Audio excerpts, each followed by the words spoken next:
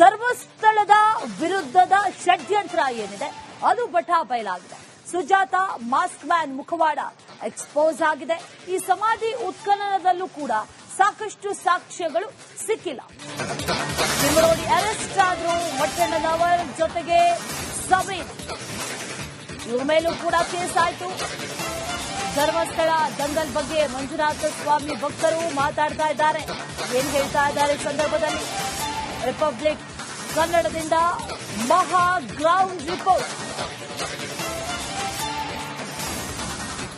ಧರ್ಮಸ್ಥಳದ ತಲೆಬುರುಡೆ ಪ್ರಕರಣ ಒಂದೆಡೆ ಆದರೆ ಒಂದಿಷ್ಟು ಬದಲಾವಣೆಗಳು, ಒಂದಿಷ್ಟು ಚರ್ಚೆಗಳು, ಒಂದಿಷ್ಟು ತನಿಖೆಗಳು ಜೊತೆಗೆ ಟ್ವಿಸ್ಟ್ ಮೇಲೆ ಟ್ವಿಸ್ಟ್ ಸಿಗ್ತಾ ಇರುವಂತದ್ದು. ಇನ್ನು ಧಾರ್ಮಿಕವಾಗಿ ಅಂದ್ರೆ ದೇವಸ್ಥಾನಕ್ಕೆ ಬರುವ ಭಕ್ತರ ಧಾರ್ಮಿಕ ಭಾವನೆಗೆ ಯಾವ ರೀತಿ ಧಕ್ಕೆ ಆಗಿದೆ ಅನ್ನೋ ರೀತಿಯಲ್ಲಿ ಮಾತನಾಡಲಿಕ್ಕೆ ನನ್ನ ಜೊತೆಗೆ ಕೋಲಾರ ಮತ್ತು ಹಾಸನದ ಜನ ಇದ್ದಾರೆ.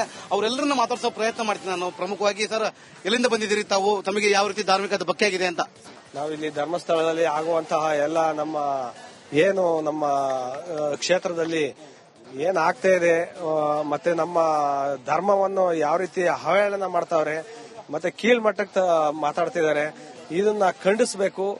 ಇದು ನಮ್ಮ ಧರ್ಮನ ಉಳಿಸಬೇಕು, ನಮ್ಮ ಹಿಂದುತ್ವನ ಉಳಿಸಬೇಕು ಅನ್ನೋದೇ ನಮ್ಮ ಉದ್ದೇಶ. ಆ ಉದ್ದೇಶದಿಂದ ಇಲ್ಲಿ ನಾವು ಸಹ ಈ ಕಾರ್ಯಕ್ರಮದಲ್ಲಿ ಭಾಗವಹಿಸಿದೀವಿ.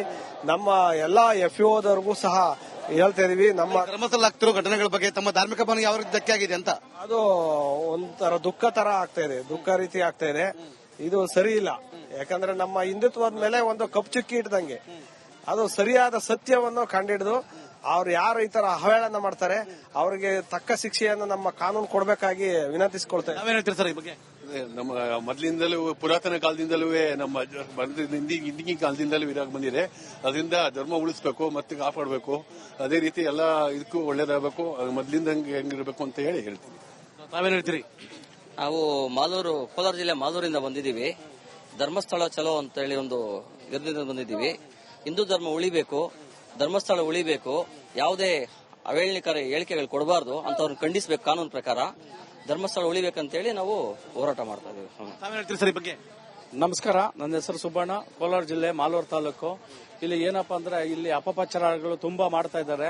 ನಮ್ಮ ತಾತ ಮುತ್ತಾತನ ಕಾಲದವಳಿಂದ ನಾವು ಕೇಳ್ತಾ ಇದೀವಿ, ಧರ್ಮಸ್ಥಳ ಅಂತ ಧರ್ಮ ರಕ್ಷಿತೋ ಅಂತ.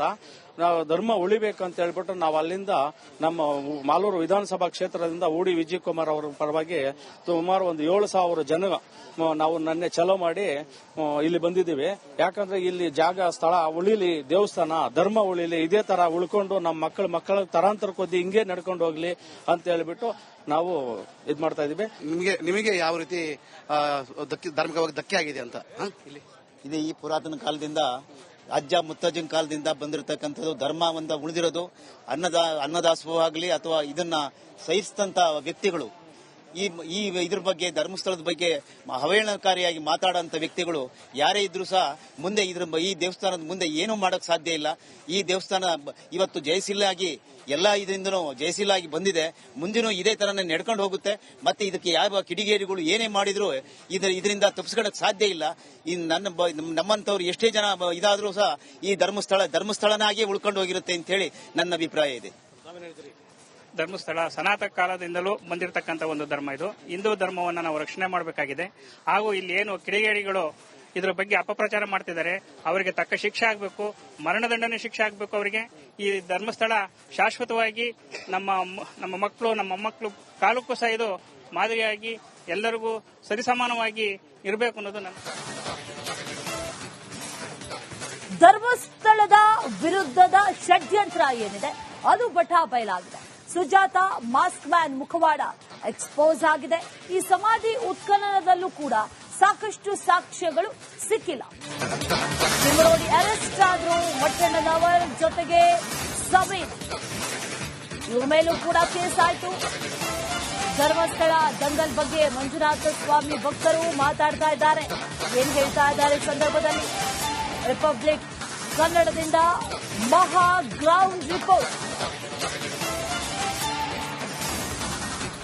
ಧರ್ಮಸ್ಥಳದ ತಲೆಬುರುಡೆ ಪ್ರಕರಣ ಒಂದರ ಆದರೆ ಒಂದಿಷ್ಟು ಬದಲಾವಣೆಗಳು, ಒಂದಿಷ್ಟು ಚರ್ಚೆಗಳು, ಒಂದಿಷ್ಟು ತನಿಖೆಗಳು, ಜೊತೆಗೆ ಟ್ವಿಸ್ಟ್ ಮೇಲೆ ಟ್ವಿಸ್ಟ್ ಸಿಗ್ತಾ ಇರುವಂತದ್ದು. ಇನ್ನು ಧಾರ್ಮಿಕವಾಗಿ ಅಂದ್ರೆ ದೇವಸ್ಥಾನಕ್ಕೆ ಬರುವ ಭಕ್ತರ ಧಾರ್ಮಿಕ ಭಾವನೆಗೆ ಯಾವ ರೀತಿ ಧಕ್ಕೆ ಆಗಿದೆ ಅನ್ನುವಂತ ರೀತಿಯಲ್ಲಿ ಮಾತನಾಡಲಿಕ್ಕೆ ನನ್ನ ಜೊತೆಗೆ ಕೋಲಾರ ಮತ್ತು ಹಾಸನದ ಜನ ಇದ್ದಾರೆ. ಅವರೆಲ್ಲರನ್ನ ಮಾತಾಡಿಸೋ ಪ್ರಯತ್ನ ಮಾಡ್ತೀನಿ ನಾನು. ಪ್ರಮುಖವಾಗಿ ಸರ್, ಎಲ್ಲಿಂದ ಬಂದಿದ್ದೀರಿ ತಾವು? ತಮಗೆ ಯಾವ ರೀತಿ ಧಾರ್ಮಿಕ ಧಕ್ಕೆ ಆಗಿದೆ ಅಂತ? ನಾವಿಲ್ಲಿ ಧರ್ಮಸ್ಥಳದಲ್ಲಿ ಆಗುವಂತಹ ಎಲ್ಲ ನಮ್ಮ ಏನು ನಮ್ಮ ಕ್ಷೇತ್ರದಲ್ಲಿ ಏನ್ ಆಗ್ತಾ ಇದೆ, ಮತ್ತೆ ನಮ್ಮ ಧರ್ಮವನ್ನು ಯಾವ ರೀತಿ ಅವಹೇಳನ ಮಾಡ್ತಾವ್ರೆ, ಮತ್ತೆ ಕೀಳ್ಮಟ್ಟಕ್ಕೆ ಮಾತಾಡ್ತಿದ್ದಾರೆ, ಇದನ್ನ ಖಂಡಿಸಬೇಕು. ಇದು ನಮ್ಮ ಧರ್ಮನ ಉಳಿಸಬೇಕು, ನಮ್ಮ ಹಿಂದುತ್ವನ ಉಳಿಸಬೇಕು ಅನ್ನೋದೇ ನಮ್ಮ ಉದ್ದೇಶ.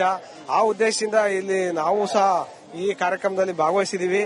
ನಮ್ಮ ಎಲ್ಲಾ FEOದವರಿಗೂ ಸಹ ಹೇಳ್ತಾ ಇದೀವಿ. ನಮ್ಮ ಧರ್ಮಸ್ಥಳ ಆಗ್ತಿರೋ ಘಟನೆಗಳ ಬಗ್ಗೆ ತಮ್ಮ ಧಾರ್ಮಿಕ ಭಾವನೆ ಯಾವ ರೀತಿ ಧಕ್ಕೆ ಆಗಿದೆ ಅಂತ? ಅದು ಒಂಥರ ದುಃಖ ತರ ಆಗ್ತಾ ಇದೆ, ದುಃಖ ರೀತಿ ಆಗ್ತಾ ಇದೆ. ಇದು ಸರಿ ಇಲ್ಲ. ಯಾಕಂದ್ರೆ ನಮ್ಮ ಹಿಂದುತ್ವದ ಮೇಲೆ ಒಂದು ಕಪ್ಪು ಚುಕ್ಕಿ ಇಡ್ದಂಗೆ ಅದು ಸರಿಯಾದ ಸತ್ಯವನ್ನು ಕಂಡಿಡಿದು ಅವ್ರು ಯಾರು ಈ ತರ ಅವಹೇಳನ ಮಾಡ್ತಾರೆ ಅವರಿಗೆ ತಕ್ಕ ಶಿಕ್ಷೆಯನ್ನು ನಮ್ಮ ಕಾನೂನು ಕೊಡಬೇಕಾಗಿ ವಿನಂತಿಸಿಕೊಳ್ತೇವೆ. ನಾವೇನ್ ಹೇಳ್ತೀರಿ ಸರ್ ಈ ಬಗ್ಗೆ? ನಮ್ಮ ಮೊದಲಿಂದಲೂ ಪುರಾತನ ಕಾಲದಿಂದಲೂ ನಮ್ಮ ಹಿಂದಿನ ಕಾಲದಿಂದಲೂ ಇರಾಗ ಬಂದಿದೆ. ಅದರಿಂದ ಧರ್ಮ ಉಳಿಸಬೇಕು ಮತ್ತೆ ಕಾಪಾಡಬೇಕು. ಅದೇ ರೀತಿ ಎಲ್ಲ ಇದಕ್ಕೂ ಒಳ್ಳೇದಾಗಬೇಕು, ಮೊದಲಿಂದ ಹೆಂಗಿರ್ಬೇಕು ಅಂತ ಹೇಳ್ತೀನಿ. ನಾವೇನ್ ಹೇಳ್ತೀರಿ? ನಾವು ಕೋಲಾರ ಜಿಲ್ಲೆ ಮಾಲೂರಿಂದ ಬಂದಿದ್ದೀವಿ. ಧರ್ಮಸ್ಥಳ ಚಲೋ ಅಂತ ಹೇಳಿ ಒಂದು ನಿರ್ಣಯದಿಂದ ಬಂದಿದ್ದೀವಿ. ಹಿಂದೂ ಧರ್ಮ ಉಳಿಬೇಕು, ಧರ್ಮಸ್ಥಳ ಉಳಿಬೇಕು, ಯಾವುದೇ ಅವೇಳನಕರ ಹೇಳಿಕೆಗಳು ಕೊಡಬಾರ್ದು ಅಂತವ್ರನ್ನ ಖಂಡಿಸಬೇಕು. ಕಾನೂನು ಪ್ರಕಾರ ಧರ್ಮಸ್ಥಳ ಉಳಿಬೇಕಂತೇಳಿ ನಾವು ಹೋರಾಟ ಮಾಡ್ತಾ ಇದ್ದೀವಿ. ನಮಸ್ಕಾರ, ನನ್ನ ಹೆಸರು ಸುಬ್ಬಣ್ಣ, ಕೋಲಾರ ಜಿಲ್ಲೆ ಮಾಲೂರು ತಾಲೂಕು. ಇಲ್ಲಿ ಏನಪ್ಪಾ ಅಂದ್ರೆ ಇಲ್ಲಿ ಅಪಪ್ರಚಾರಗಳು ತುಂಬಾ ಮಾಡ್ತಾ ಇದ್ದಾರೆ. ನಮ್ಮ ತಾತ ಮುತ್ತಾತನ ಕಾಲದವಳಿಂದ ನಾವು ಕೇಳ್ತಾ ಇದೀವಿ, ಧರ್ಮಸ್ಥಳ ಅಂತ ಧರ್ಮ ರಕ್ಷಿತ ಅಂತ ನಾವು ಧರ್ಮ ಉಳಿಬೇಕಂತ ಹೇಳ್ಬಿಟ್ಟು ನಾವು ಅಲ್ಲಿಂದ ನಮ್ಮ ಮಾಲೂರು ವಿಧಾನಸಭಾ ಕ್ಷೇತ್ರದಿಂದ ಊಡಿ ವಿಜಯ್ ಕುಮಾರ್ ಅವರ ಪರವಾಗಿ ಸುಮಾರು ಒಂದು 7,000 ಜನ ನಾವು ನನ್ನೆ ಚಲೋ ಮಾಡಿ ಇಲ್ಲಿ ಬಂದಿದ್ದೀವಿ. ಯಾಕಂದ್ರೆ ಇಲ್ಲಿ ಜಾಗ ಸ್ಥಳ ಉಳಿಲಿ, ದೇವಸ್ಥಾನ ಧರ್ಮ ಉಳಿಲಿ, ಇದೇ ತರ ಉಳ್ಕೊಂಡು ನಮ್ಮ ಮಕ್ಕಳ ತರಾಂತರ ಕೊದ್ದಿ ಹಿಂಗೆ ನಡ್ಕೊಂಡು ಹೋಗ್ಲಿ ಅಂತ ಹೇಳ್ಬಿಟ್ಟು ನಾವು ಇದ್ ಮಾಡ್ತಾ ಇದೀವಿ. ನಿಮಗೆ ಯಾವ ರೀತಿ ಧಾರ್ಮಿಕವಾಗಿ ಧಕ್ಕೆ ಆಗಿದೆ ಅಂತ? ಇದು ಈ ಪುರಾತನ ಕಾಲದಿಂದ ಅಜ್ಜ ಮುತ್ತಜ್ಜನ ಕಾಲದಿಂದ ಬಂದಿರತಕ್ಕಂಥದ್ದು. ಧರ್ಮ ಒಂದು ಉಳಿದಿರೋದು ಅನ್ನದಾಸೋಹವಾಗಲಿ ಅಥವಾ ಇದನ್ನ ಸಹಿಸಿದಂತ ವ್ಯಕ್ತಿಗಳು ಈ ಇದ್ರ ಬಗ್ಗೆ ಧರ್ಮಸ್ಥಳದ ಬಗ್ಗೆ ಅವಹೇಳನಕಾರಿಯಾಗಿ ಮಾತಾಡುವಂತ ವ್ಯಕ್ತಿಗಳು ಯಾರೇ ಇದ್ರೂ ಸಹ ಮುಂದೆ ಈ ದೇವಸ್ಥಾನದ ಮುಂದೆ ಏನೂ ಮಾಡಕ್ ಸಾಧ್ಯ ಇಲ್ಲ. ಈ ದೇವಸ್ಥಾನ ಇವತ್ತು ಜಯಶೀಲಾಗಿ ಎಲ್ಲಾ ಇದರಿಂದನೂ ಜಯಶೀಲಾಗಿ ಬಂದಿದೆ. ಮುಂದಿನೂ ಇದೇ ತರನೇ ನಡ್ಕೊಂಡು ಹೋಗುತ್ತೆ. ಮತ್ತೆ ಇದಕ್ಕೆ ಯಾವ ಕಿಡಿಗೇಡಿಗಳು ಏನೇ ಮಾಡಿದ್ರು ಇದರಿಂದ ತಪ್ಪಿಸ್ಕೊಳಕ್ ಸಾಧ್ಯ ಇಲ್ಲ. ನಮ್ಮಂತವ್ರು ಎಷ್ಟೇ ಜನ ಇದಾದ್ರೂ ಸಹ ಈ ಧರ್ಮಸ್ಥಳನಾಗಿಯೇ ಉಳ್ಕೊಂಡು ಹೋಗಿರುತ್ತೆ ಅಂತ ಹೇಳಿ ನನ್ನ ಅಭಿಪ್ರಾಯ ಇದೆ.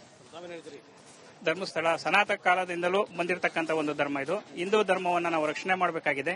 ಹಾಗೂ ಇಲ್ಲಿ ಏನು ಕಿಡಿಗೇಡಿಗಳು ಇದ್ರ ಬಗ್ಗೆ ಅಪಪ್ರಚಾರ ಮಾಡ್ತಿದ್ದಾರೆ ಅವರಿಗೆ ತಕ್ಕ ಶಿಕ್ಷೆ ಆಗಬೇಕು, ಮರಣದಂಡನೆ ಶಿಕ್ಷೆ ಆಗಬೇಕು ಅವರಿಗೆ.